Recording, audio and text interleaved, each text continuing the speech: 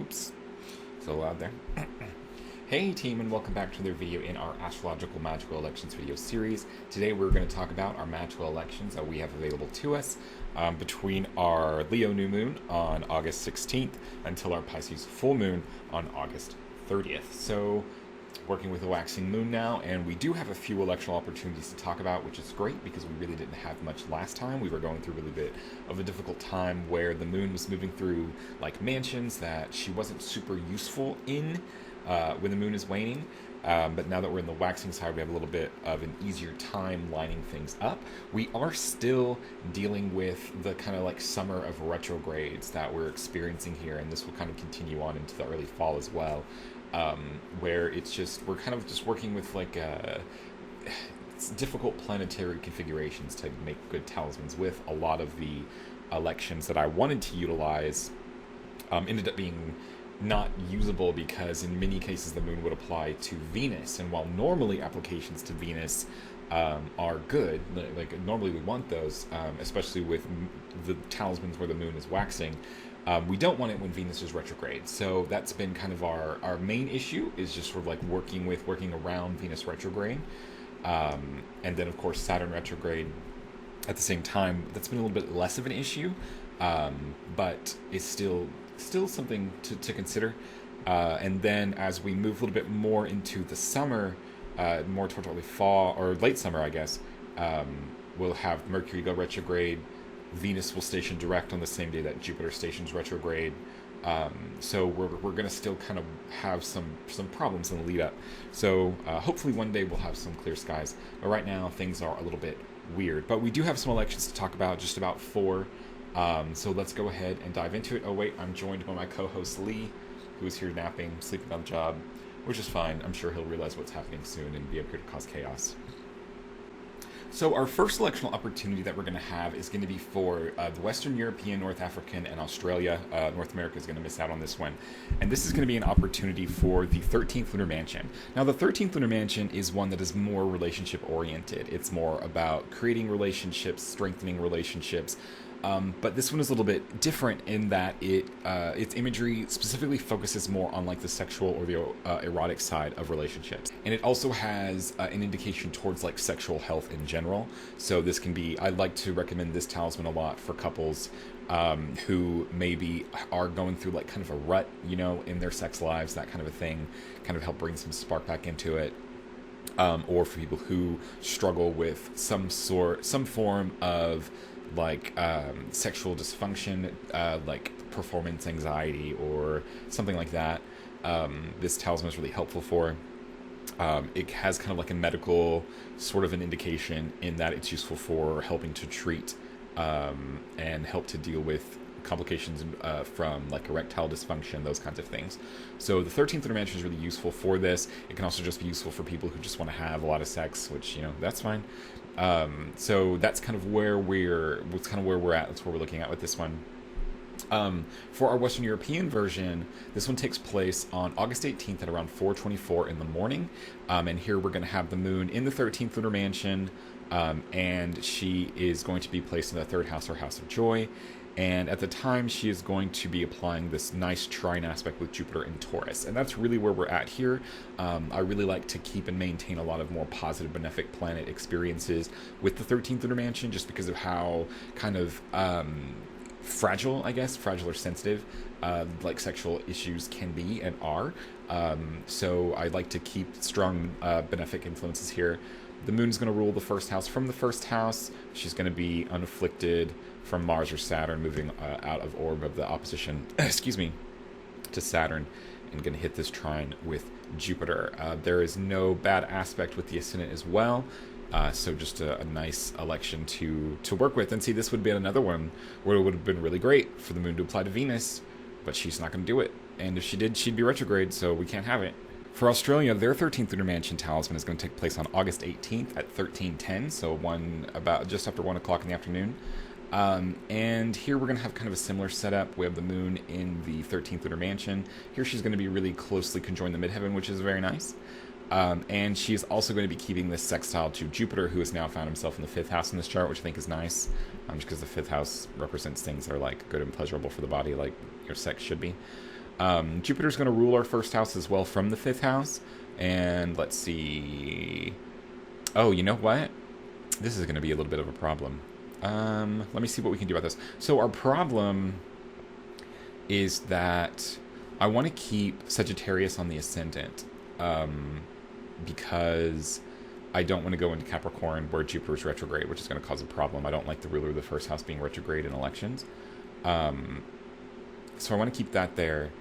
The other problem, I guess, is going to be that the ascendant here is within orb of what I would consider a square with Mars, and I wouldn't want that, and I wouldn't want that here.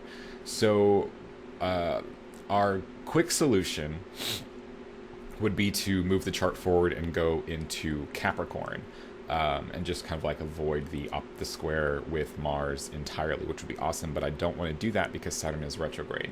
So we would have to back up our time to go kind of the other way, where we're too early in Sagittarius to be within the square of Mars. So let's see what that looks like. What I'm looking for is something like under 18. Oh, that's a very unfortunate thing to say in the context of this, in this talisman, isn't it? I'm looking for an ascendant degree that is less than 18 degrees. Something like this, yeah. Yeah, 17, 16, that would be fine. We lose the moon's angularity a little bit. She's still in the 13th mansion, which is good. We could get a nice sun trine-ish with the ascendant. That's cool.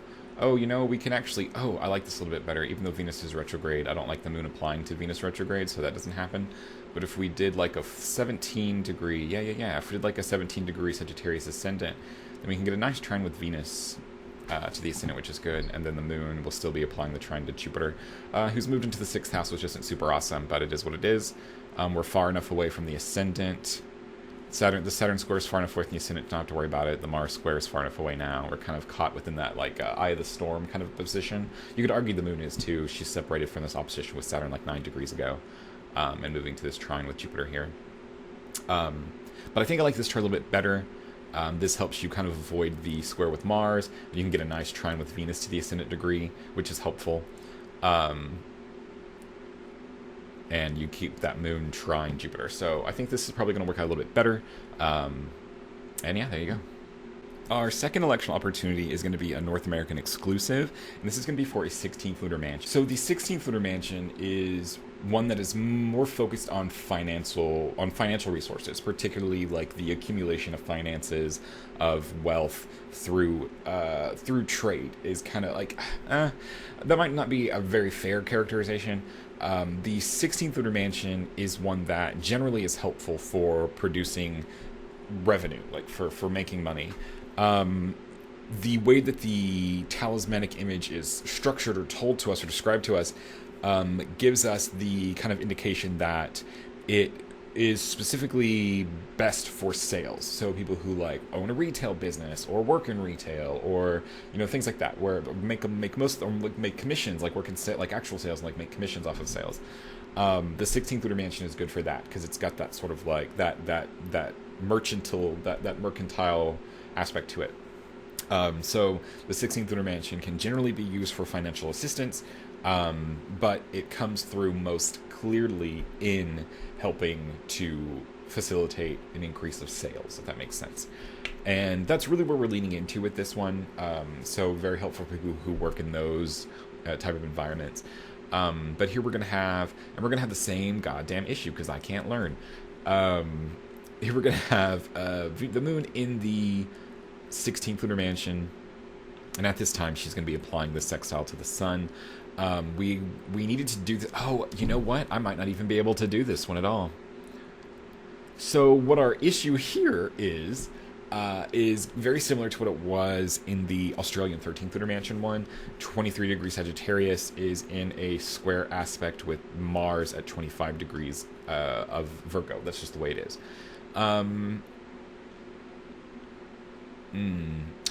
The other thing that we're trying to balance here is that the moon doesn't have very far to go backwards before she's actually in this sextile with Venus, and I don't want sextiles with Venus while she's retrograde. I don't want Venus aspects, particularly with sales, like a sales talisman, that sounds like refunds. That sounds like issuing a bunch of refunds, which is not fun.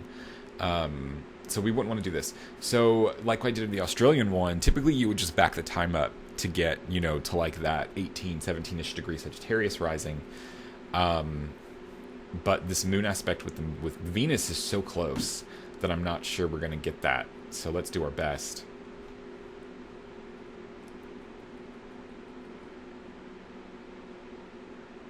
Okay, so we can still get this to where the moon is still applying the sextile with the sun. It's going to take place at 1542 now. Get 18 degrees Sagittarius, far enough away from the square of Mars and the square of Saturn. Jupiter rules Sagittarius and is just here in the 5th house, not afflicted by Mars or Saturn. The moon still applies to the sun. The other aspect of this is that the moon is getting closer to the node, which isn't awesome, but I feel like 11 degrees is far enough away to where we don't super have to worry about it. But if this moon node connection is a little bit too close to comfort for you, that's totally fine. I totally get that. Everybody has their kind of line to draw there. But all in all, sort of adjusting. I guess you could do the same thing here where you can get Venus's trine to the ascendant if you wanted to back this up to like 16 degrees Sagittarius. Totally fine.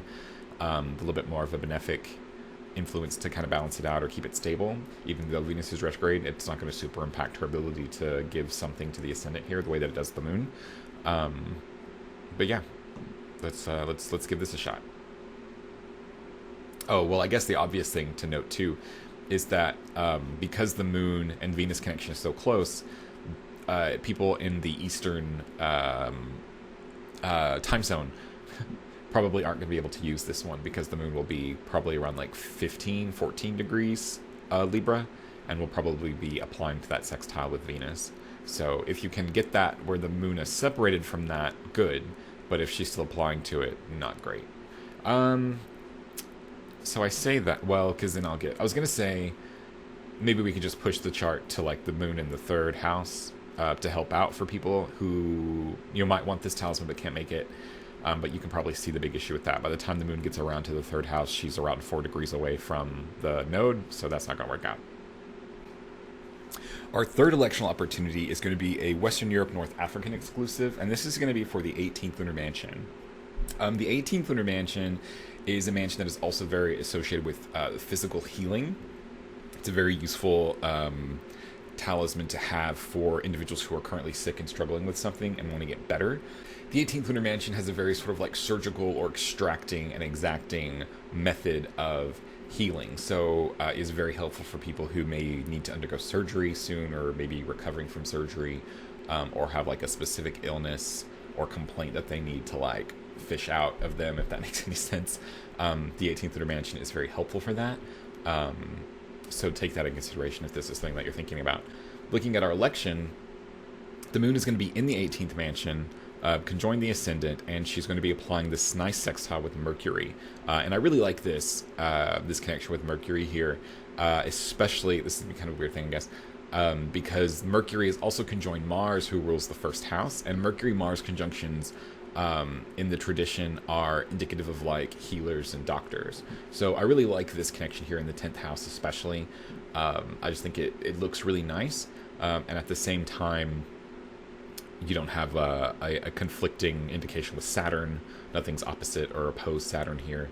Nothing's significant to the context of the election. And then you've got these aspects with Jupiter and Venus, the ascendant opposite Jupiter, and Venus square the ascendant. And you can move this around. You can move this around if you wanted to get the ascendant degree, like in 14 or 15 degrees of Scorpio. I forgot what that sign was for a second. To kind of like really connect those aspects with the benefics really, really powerfully. Absolutely, that's something you could do. And yes, while typically we would want like trines or sextiles or the benefics to be conjoined the ascendant degree to really like get that benefic uplifting supportive energy, squares and oppositions are going to be fine too. It's always better to have some aspect than no aspect. It's always better to have benefic planets like involved directly with the ascendant or with the whatever planet it is or point that you're trying to like fortify than it is to have them not connected with it at all. So while trines would be ideal. Squares and oppositions will to get the job done, or at least be better than nothing. At least get their eye on it. So our final election opportunity is going to be one that everybody can utilize, and it's going to be for the 22nd Lunar Mansion. The 22nd Lunar Mansion is one that's quickly become a favorite of mine. It is a mansion that can be utilized either for, like, during the waxing or the waning moon, which helps makes it very flexible. And the 22nd Lunar Mansion is focused on, like, escape and freedom. So even its ability, like even its sort of power, what it can do is very flexible and kind of vague and open to interpretation. So when we're working in the waxing moon, we're very much focused on sort of like that freedom-oriented, that escape from thing, that moving on to something better. So I like the 22nd Lunar Mansion because since it talks about freedom so much, there are a lot of things that we get trapped in. And having a talisman or having something to lean on that can help us find routes out of situations where we feel very stuck for whatever reason can be super helpful and, you know, super empowering for anybody who might be in that, whether that's somebody who just feels like stuck in a job or like is maybe trying to move but isn't finding what they need to secure that other location. Or somebody who is, stuck in a bad relationship perhaps and is trying to get out, or maybe even somebody who feels very trapped in something that's less safe. It's the 22nd Lunar Mansion is very helpful for. Another is that the 22nd Lunar Mansion does have healing associations with it, helpful to the escape from illness, get freedom from that kind of from being ill. So a really great mansion to work with, a really great mansion to have access to when you can. And our 22nd Lunar Mansion talisman for North America is going to take place on August 26th at 11:38. And here we're going to have the moon on the cusp of the third house. Woo! We're cutting it close. In 2 degrees Capricorn, and we're doing that so she can get this trine with the sun at 3 degrees Virgo. Sun-Moon trines, waxing Sun-Moon trine is a super, super powerful connection. So we're gonna lean into that in this election. Mars is going to rule our first house here from the 11th house, another house that has some association with freedom and escape, particularly from the confines of the 12th house. And let's see, Mars isn't hit by Saturn. The ascendant's not hit by Saturn. I wish that we could do a thing and get the benefics a little bit more involved with this, but then we would lose the moon. But I think there's also an alternative time for this one for North America. So let's take a look at that. Yeah.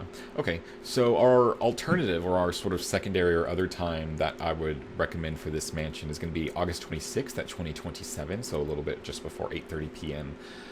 Same mansion, same 22nd mansion. The moon's going to be in that mansion now up here in the 10th house. And she's going to be now separated from the trine with the sun, so we can't get the sun aspect. But we can get the moon in a trine with Jupiter, which is also very helpful. Jupiter's going to rule our first house. Jupiter and the ascendant are going to be unafflicted by Mars or Saturn. And this is another chart to utilize. Oh, you'll even get a sextile with between Jupiter and the ascendant, which is nice. This is a really good chart to utilize. If maybe the first time doesn't work out for you very well, or maybe your ascendant is in Pisces or Sagittarius and not Leo, like would be good for the sun one.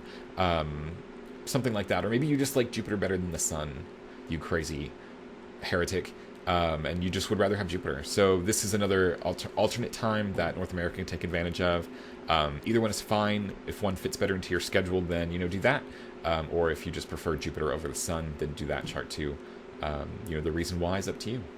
The Western European and the Northern African version of the 22nd Lunar Mansion chart is going to look a little bit different from the North American version. Here we're going to have the moon in the ascendant hanging on to that very first degree of Capricorn and the first degree of the 22nd mansion. And here she's also going to kind of apply that aspect to the sun in Virgo. We're going to keep that 18 degrees, that middle Sagittarius ascendant that I now have learned about using for this video. We're going to keep that middle degree of Sagittarius rising to avoid the square with Mars and the square with Saturn. And yeah, we're just going to keep this nice, strong trine with the moon, where the moon and the ascendant are unafflicted by the malefic planets. And, oh, shit.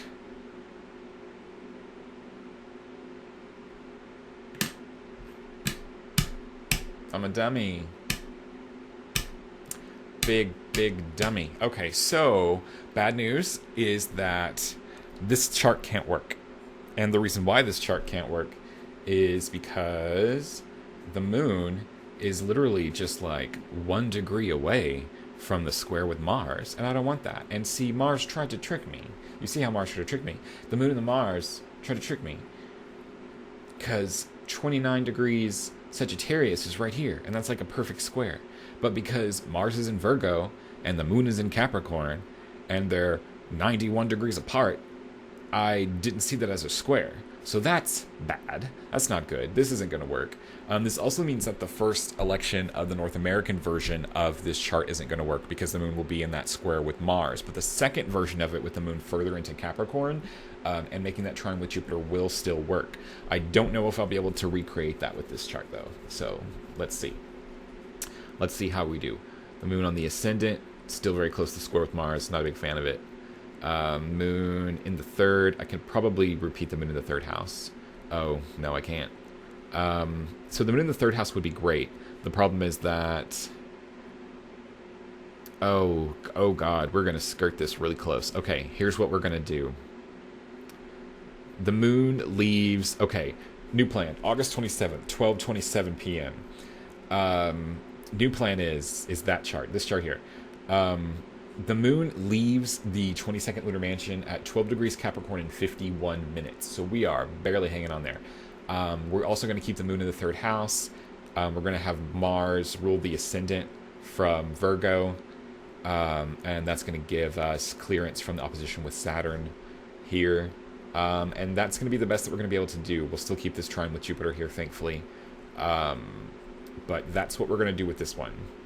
We solved it. Good job, team. The Australian version of the 22nd Lunar Mansion is going to take place on August 27th at 1854, so just before 7 p.m. And here we're going to have the Moon in the 22nd Mansion in the 10th house, and she's going to apply to that trine with Jupiter in the 3rd house. Jupiter's going to rule our mid-Pisces ascendant from the 3rd house, which is nice. We're going to be in the eye of the storm between the ascendant and the opposition with Mars and the conjunction with Saturn. Jupiter is also going to be unafflicted from that. The Moon is going to be safe from that as well. And all is right with the world because I actually did this chart right and didn't have to correct it at all. So good job, me. You'd think I would have got the hang of this. We can also get a nice sextile from Jupiter to the ascendant if we so choose. And yeah, so I was really excited about this chart because I love the waxing trines with the sun. Such a good thing. And then Mars had to go and sneak attack from Mars. So yeah.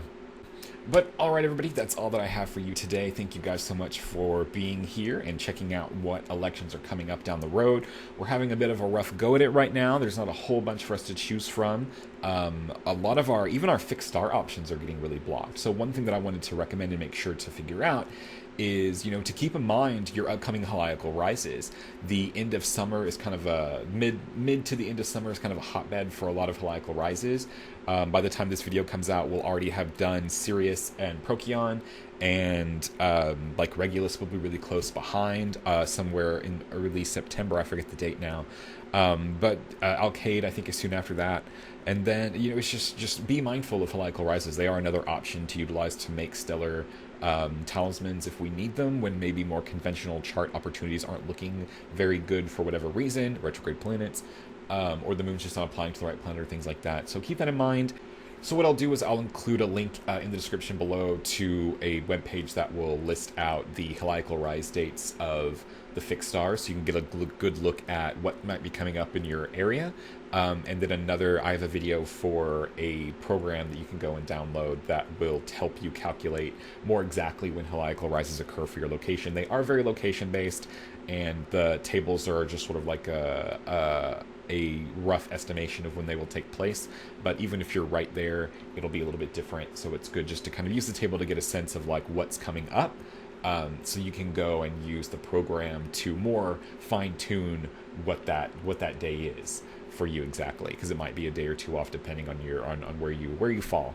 But so make sure to check those out, especially if you're feeling a little stuck or uninspired with your astrological talisman making.